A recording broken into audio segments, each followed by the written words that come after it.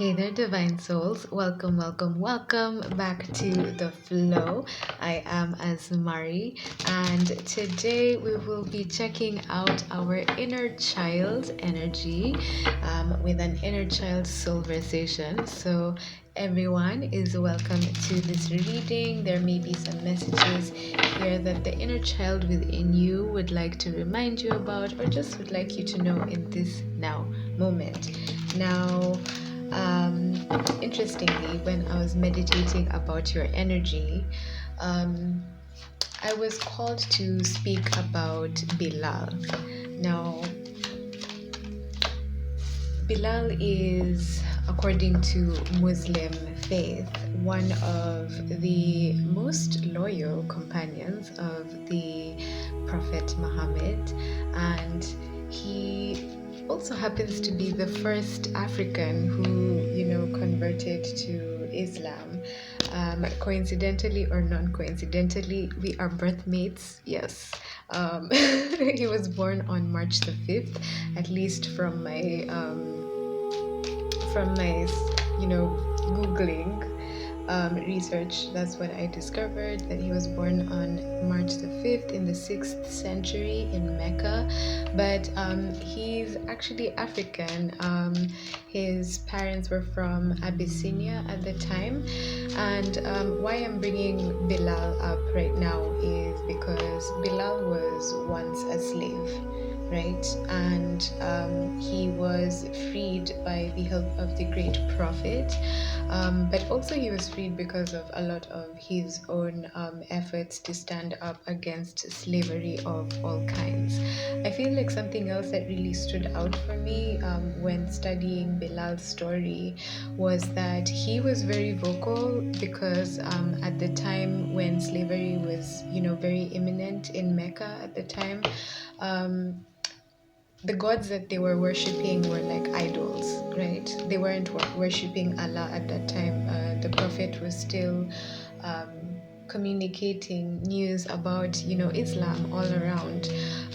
But basically, they were worshipping false gods, right? And something that really stood out to me was that he stood up to the guards, the slave guards, to tell them that, he would not pay tax. He was actually very well known for refusing to pay tax to the gods, because he was like, I'm not going to partake in worshipping an object. Like, I don't worship money, and that's really interesting because that's part of the podcast that I just put up. So if you want to check that out, it's about false foundations.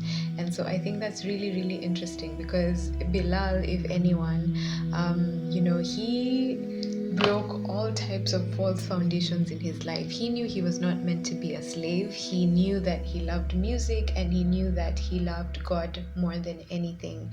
And because he was a devout companion of the great prophet Muhammad, the prophet bestowed him with the honor of being the one to call people to prayer. So he was the first muezzin in history. And for me, his story is just epic, and it just made me even happier, the inner child within me, to find out that they did a movie about him, and it's an animation, and I'm going to link it down below. You can check it out if you'd like to.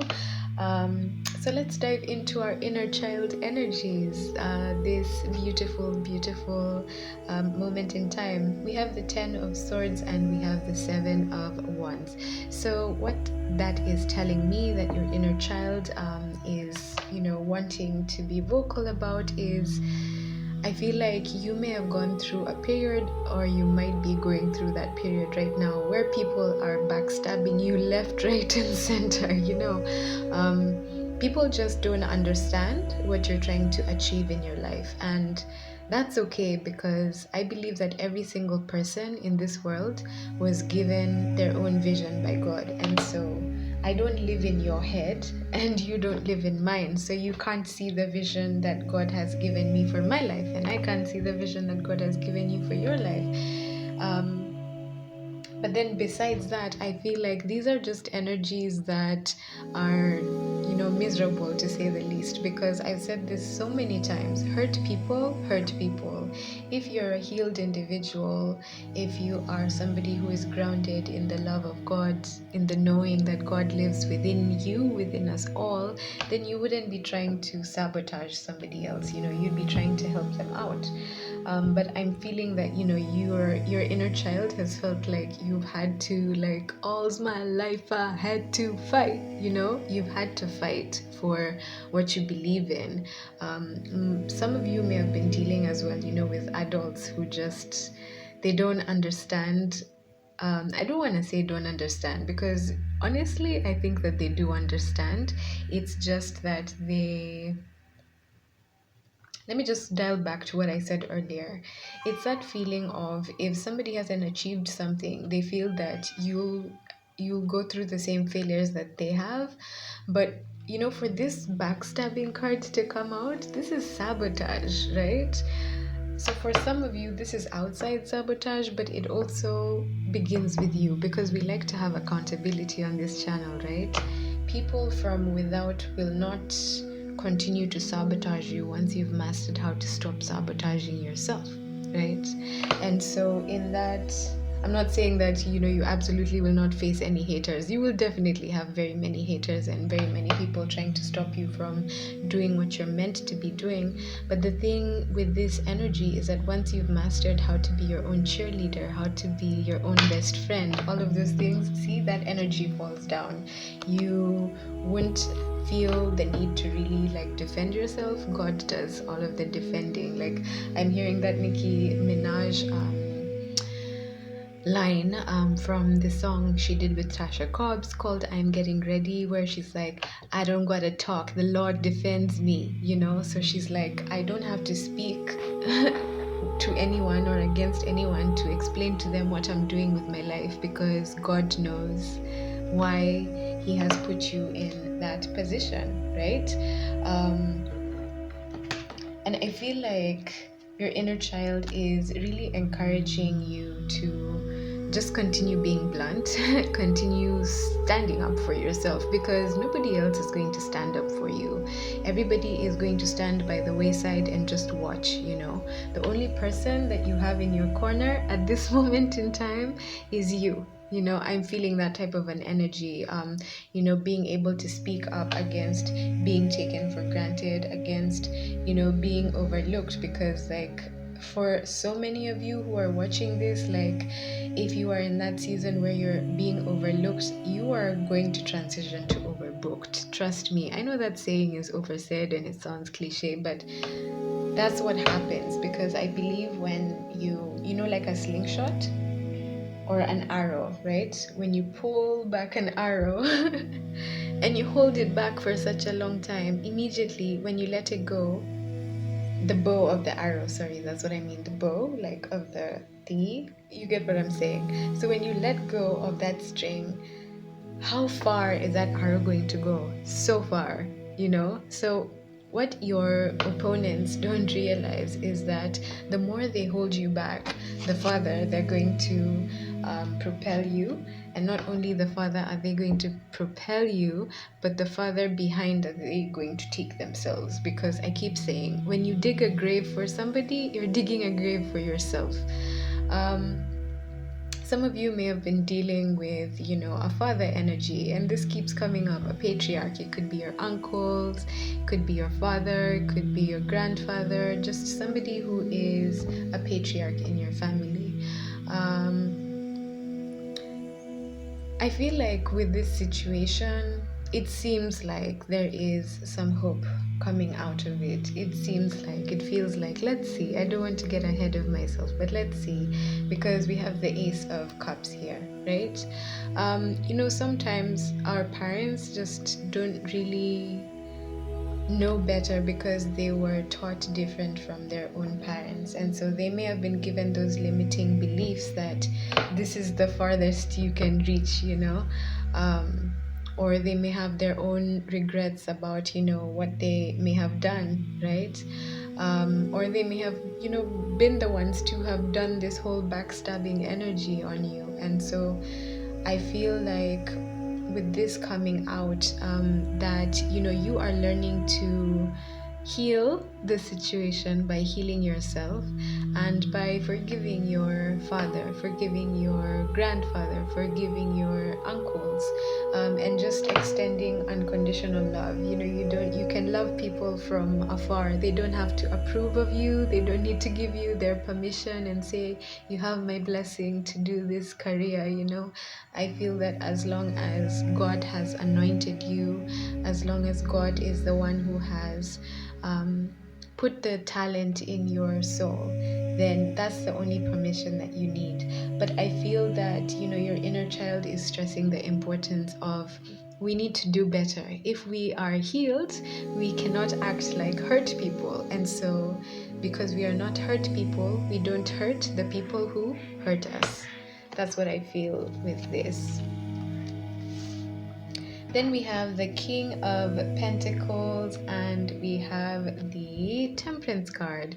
So I feel like your inner child is teaching you how to balance your work life, right? Teaching you that, many of you may have gone through situations where, if you're a man watching this, that toxic masculinity for, you need to like work day and night and like not take rest, and, you need to work in this particular job so that you can make money, that type of a thing. So learning that there are so many ways that you can make a living, especially in this day and age where people are being paid to be on TikTok. I mean, if someone can be paid to be on TikTok, anything is possible, my friend. And I feel that's what your inner child is teaching you, that as long as you believe in yourself, anything is possible. We have the Queen of Swords and the Seven of Swords. So that's basically you and your inner child being like, we're in this together, fam. We're going to protect our energy from anybody who is trying to be deceptive towards us. We're going to protect our energy from anybody who is trying to get the best of us or try to get one over on us, because you're not who you used to be. Like, you were one way as a child, and it's good to absorb and adapt different things from your childhood that made you who you are. But like, it doesn't mean that you're the same gullible person. So some of you, I'm sad to say this, but like, you may be going through that whole situation because you're choosing to love your patriarch from afar. So whether that's your father or your grandfather or your uncle from a distance, because of the pain that they've caused you in the past, because of you deciding to go for what you feel like is God's calling in your life. And this is something that you've not only had to have like a jihad of sorts, and a jihad is a spiritual warfare, that type of warfare that we have within us, where you have to overcome your own demons. And this is what that is with the Hermit energy and the Five of Wands coming out, right? Learning that you need to conquer yourself. You need to conquer your own inhibitions in order for you to become the best version of yourself, right? I feel like for a lot of you, you are learning how to look at pain in a different way. Like learning how to turn pain into power, because you are not emotionally intelligent. You are not only emotionally intelligent, but your inner child has learned how to. Remember this example that I gave you last time, how you can look at children fighting on the playground, and then this child the next moment will be like best friends with the one who like took their crayon or something, that type of energy. And that's what I was talking about earlier in the beginning with forgiving the patriarch that caused you the pain, because of you having to make your own decisions and choosing to walk away from your family, choosing to walk away from friends, anything that just wasn't serving you, anything that told you that you weren't good enough, you walked away from, or you may be walking away from it at this moment. But like, I feel like your inner child is like, continue staying strong and continue turning that pain into power, because for some of you, you never walked away from your family. Your family turned their back against you because they valued money more than they valued the gift that God gave you. And that's why I brought up the story about Bilal, because Bilal ended up being one of the most celebrated people in history because he was an amazing singer, but he used his singing for God. He chose to serve God, not to serve himself. And I feel like that's the kind of conundrum that you sort of went through with this whole backstabbing and everything, because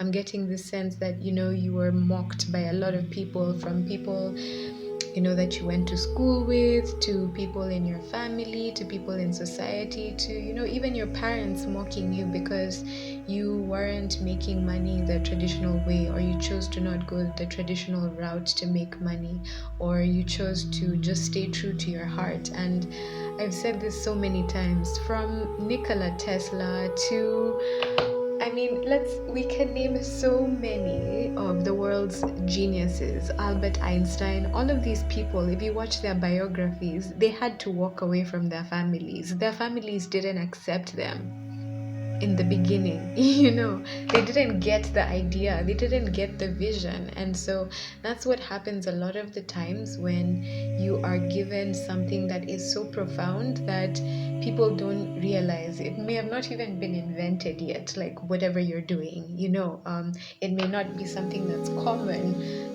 that you're doing. It may not be something that is popular even now that you're doing, but there's a reason why God gave you that particular purpose to pursue it, because you are actually walking into an abundance, a spiritual abundance, that people don't understand. In the Bible, it says that my Father has made a place for you in heaven, mansions in heaven. And what I believe by that is that when you seek God first, when you find God, everything else appears. Because you can chase money your whole life, but that money is not going to be long lasting.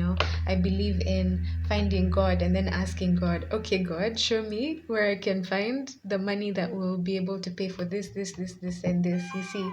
But it's a long walk, and it's a sacrifice that your inner child is telling you, don't give up, keep going, continue to hear no evil and see no evil. I know a lot of you may be going through a sad period right now, because I'm hearing just a lot of mocking. Like, people mock you day and night. They make fun of you.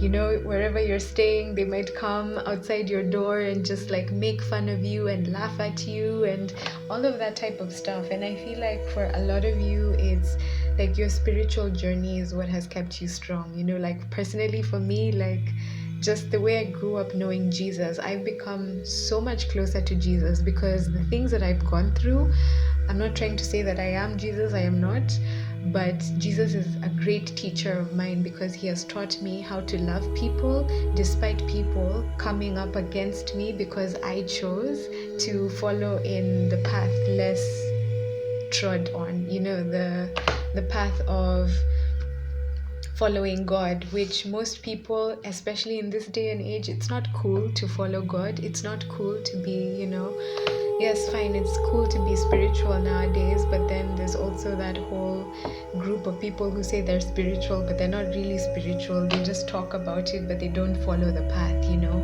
And so I feel like your inner child is just like, keep going, slow and steady wins the race, and keep loving on yourself, keep doing the things that make you happy.